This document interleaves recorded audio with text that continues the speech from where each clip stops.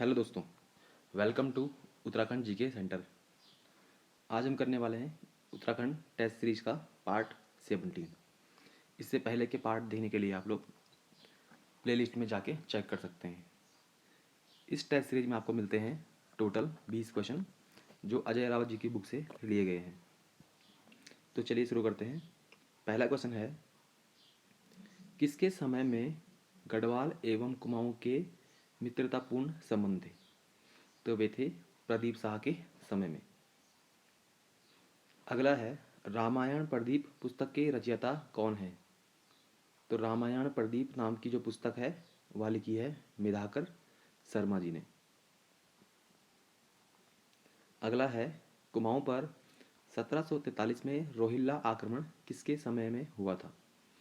तो 1743 में कुमाऊं पर जो था वह राज कर रहा था कल्याण चंद चतुर्थ, जबकि गढ़वाल में था प्रदीप शाह। और इस आक्रमण के फलस्वरूप कल्याण चंद चतुर्थ जो है वह प्रदीप शाह के पास सहायता मांगने के लिए आया था।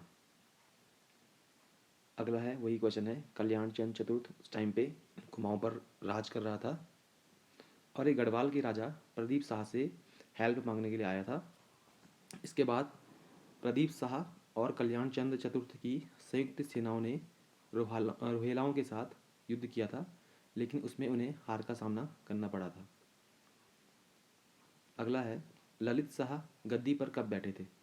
तो प्रदीप शाह के बाद जो थे उनके उत्तराधिकारी ललित शाह जो हैं वो गद्दी पर बैठे थे 1772 में।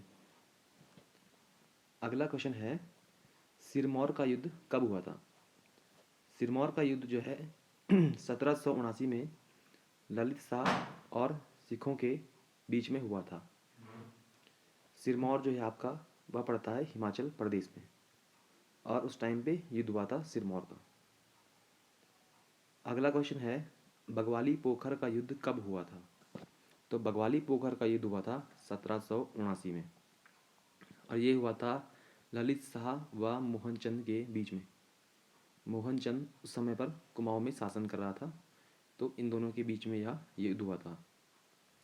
अगला क्वेश्चन है, प्रद्युमन शाह ने अपने आप को किसका दत्तक पुत्र घोषित किया था?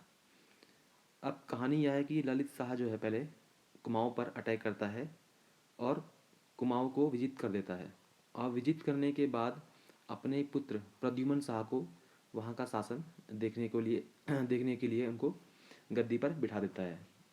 तो प्रद्युमन शाह अपने आप को दीपचंद कुमाऊं का एक राजा था उसका दत्तक पुत्र घोषित करते हुए राज करता है कुमाऊं के चंद्रवंश के शासन में।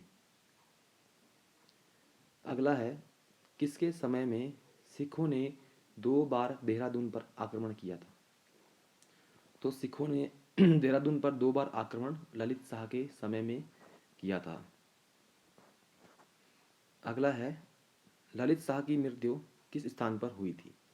तो ललित शाह की मृत्यु जो है हवाला बाग में हुई थी और मलेरिया के कारण हुई थी। हवाला बाग का दूसरा नाम दुलड़ी भी है और इसी हवाला बाग में गोरखाओं ने कुमाऊं पर जब अटैक किया था महेंद्र चंद के खिलाफ, तब हवाला बाग में ही युद्ध हुआ था। एक्चुअली में ललित शाह जो है कुमाऊं को विजिट करने के बाद जब वापस लौट रहा था तब उसकी रास्ते में ही मृत्यु हो चुकी थी। अगला है, जयकृत शाह गद्दी पर कब बैठा था? तो यह बैठा था 1780 से और 1785 तक। ललित शाह के 4 पुत्र थे जिसमें जयकृत शाह भी था और प्रद्युमन शाह भी था। तो प्रद्युमन शाह और जयकृत शाह लेकिन सौतेले पुत्र थे। अब प्रद्युमन शाह तो शासन कर रहा था कुमाऊं पर और गढ़वाल पर जयकृत शाह शासन करने लगा था। अगला क्वेश्चन है, जयकृत शाह ने देहरादून के किस व्यक्ति से मदद मांगी थी अपने राज्य में आंतरिक कलह को शांत करने के लिए? जयकृत शाह के शासनकाल में उनके राज्य में उनके शासन में जो है वह गुटबाजी अपने चरम पर थी, जिसमें कृपाराम डोभाल जो था एक व्यक्ति था जो जयकृत शाह के शासन में बार बार खलल डालता था।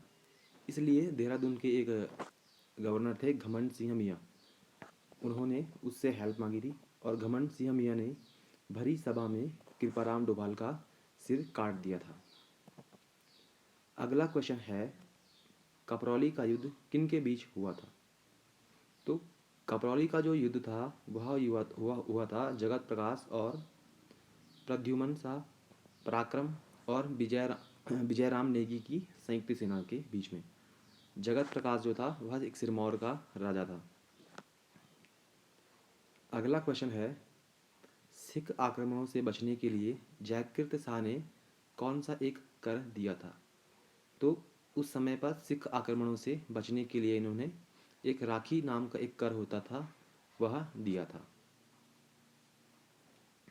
अगला क्वेश्चन है, किस परमार वंश के राजा ने गढ़वाल तथा कुमाऊं दोनों पर शासन किया था?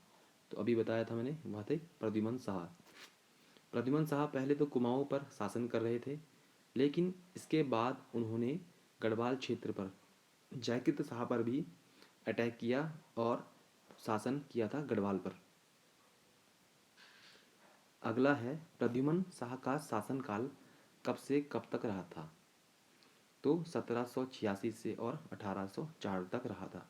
1804 में गोरखाओं ने आक्रमण करके गढ़वाल को भी अपने कब्जे में ले लिया था। अगला है, गढ़वाल में भयंकर अकाल इक्यावनी बावनी कब पड़ा था? तो इक्यावनी बावनी नाम का जो अकाल था वह पड़ा था 1795 में।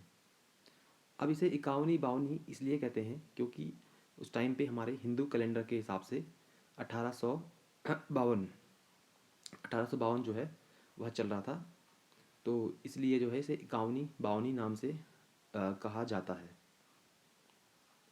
अगला है, गोरखाओं ने गढ़वाल पर प्रथम आक्रमण कब किया था? तो गोरखाओं ने गढ़वाल पर प्रथम आक्रमण 1791 में लंगूरगढ़ में किया था।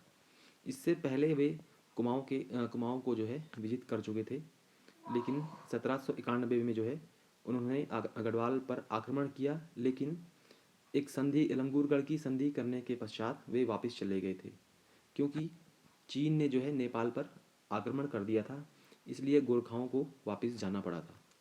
और इसके बाद 1803-4 के करीब जो है दोबारा से जो है गढ़वाल पर इन्होंने आक्रमण किया और गढ़वाल को जीत लिया था।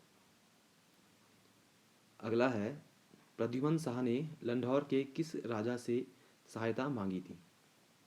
तो वे थे राजा राय दयाल सिंह।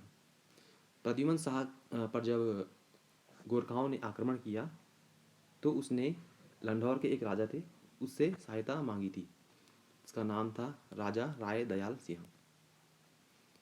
अगला क्वेश्चन है, गढ़ गीता संग्राम या गणिका नाटक के लेखक कौन है? यह आपको क्वेश्चन पूछा जा चुका है एग्जाम में भी। तो इसके लेखक हैं मौला राम जी। तो आज भी हमने 20 क्वेश्चन किए। इसके आगे के क्वेश्चन करने के लिए हम लोग कल करेंगे। तब तक के लिए आप लोग रिवाइज करते रहिए। धन्यवाद।